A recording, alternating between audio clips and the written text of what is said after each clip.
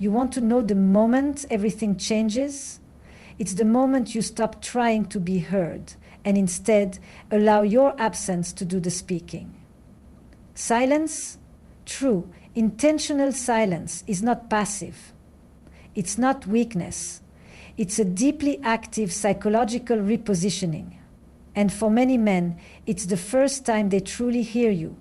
We live in a culture that glorifies constant communication, texting, calling, explaining ourselves to death. But relationships don't thrive on volume. They thrive on resonance.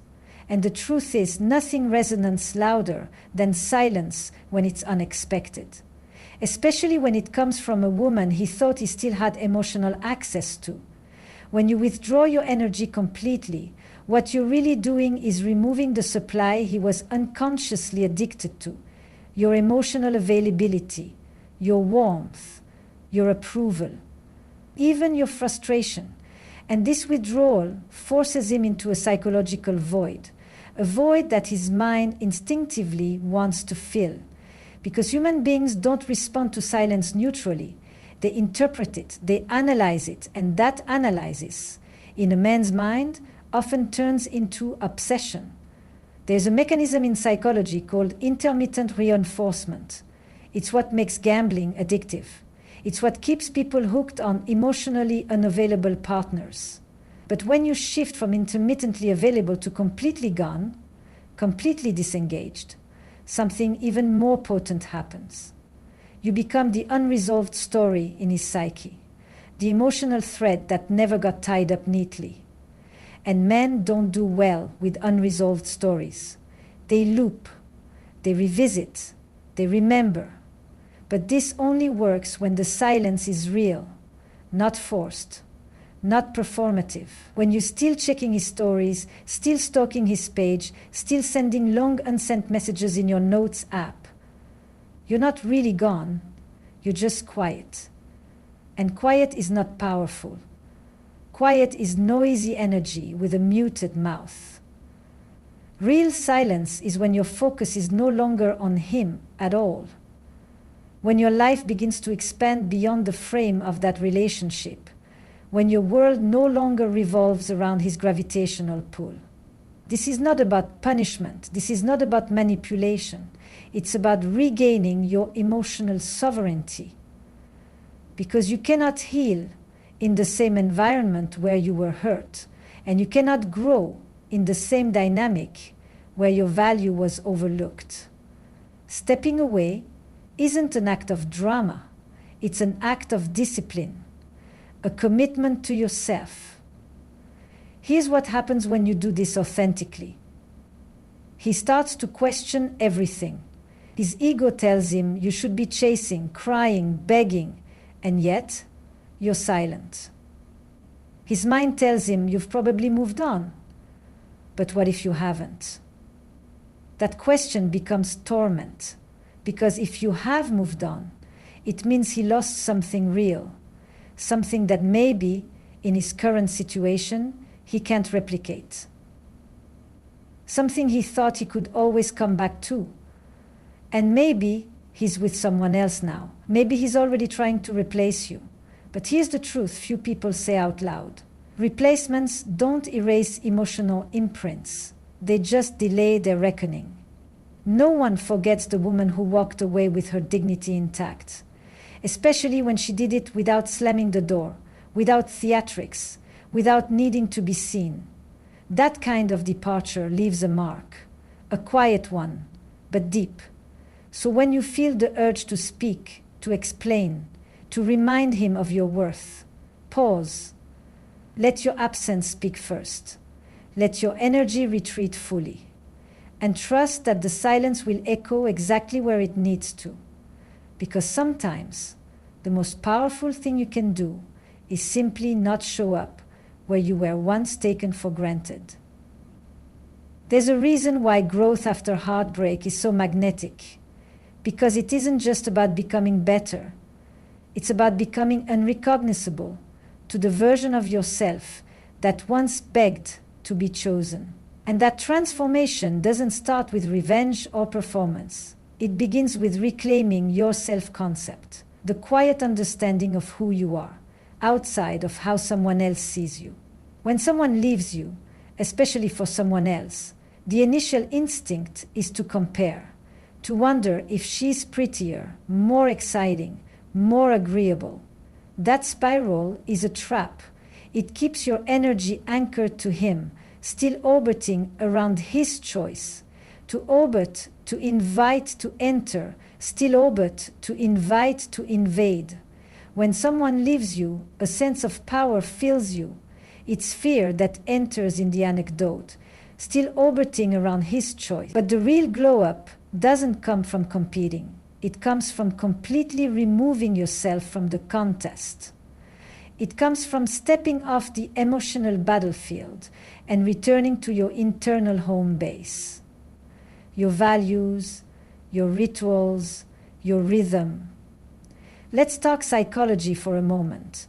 When you're in a state of emotional rupture, like a breakup, your brain experiences a form of identity disintegration. The sense of who I am gets shaken. That's why post-breakup depression feels so deep.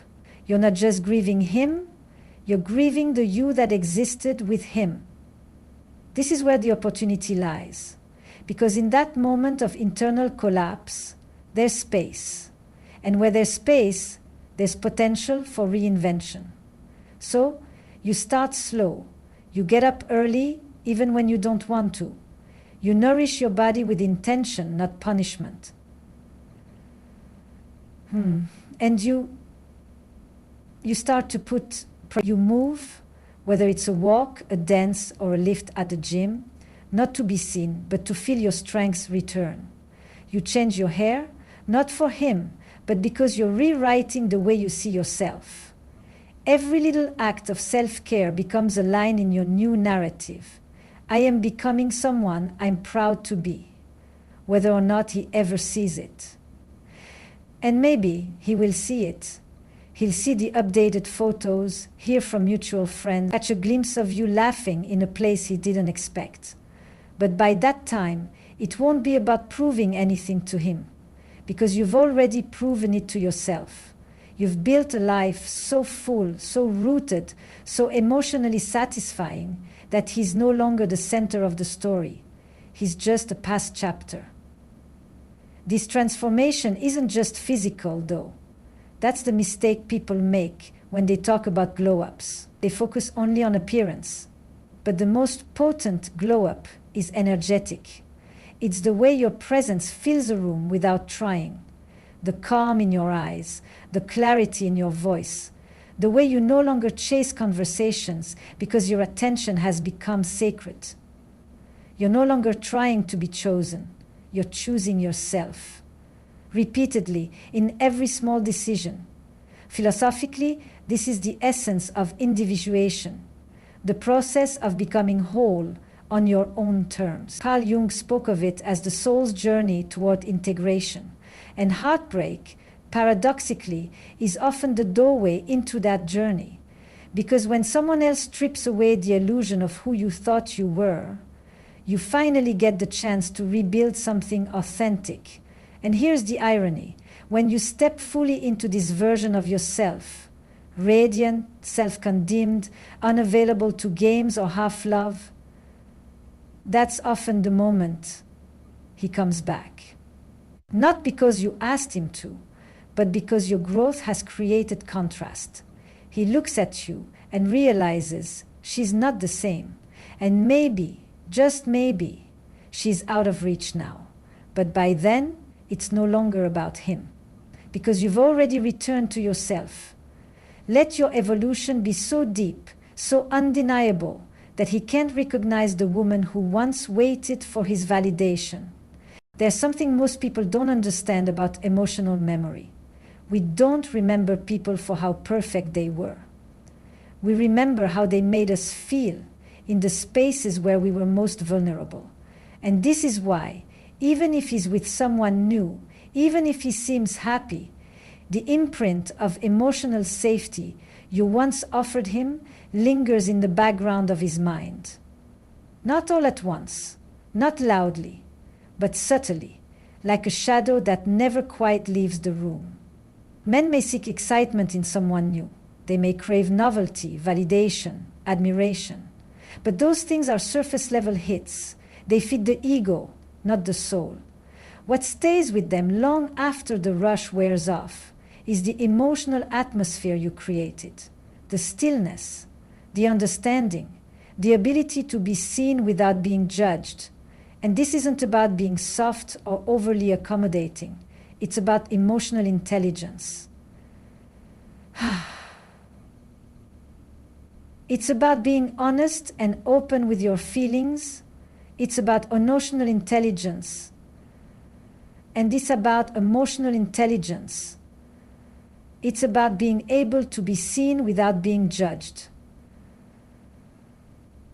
It's about emotional intelligence.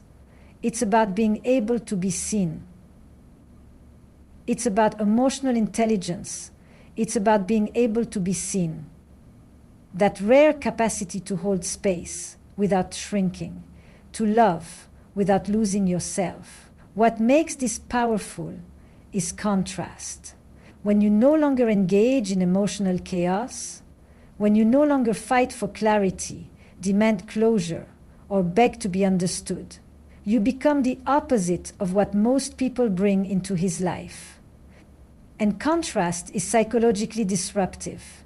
He may not know why he keeps thinking about you. He may not consciously admit it. But something in him will remember the peace he felt when you looked at him and truly saw him. There's a psychological principle called the peak-end rule. It says that people don't remember every detail of an experience. They remember the emotional peak and the way it ended. So if you end things with grace, without burning the bridge, without desperation or resentment, you leave behind an emotional signature that becomes difficult to replace, because now he's living a new story, but it lacks the ending your story gave him. There was no emotional closure, no certainty, just your quiet absence and his unresolved memory of feeling understood in a way he hasn't felt since. And this is why begging, arguing, or explaining never works. It places you in the emotional role of someone still trying to be chosen. But when you step back, when you choose neutrality over reaction, you flip the script entirely. You flip the script entirely. You stop being the woman who needs him and become the woman he's no longer sure he deserved. That ambiguity, it's powerful. Because human beings are haunted more by what could have been than by what actually was. We often talk about power in relationships as control, as leverage, as who cares less.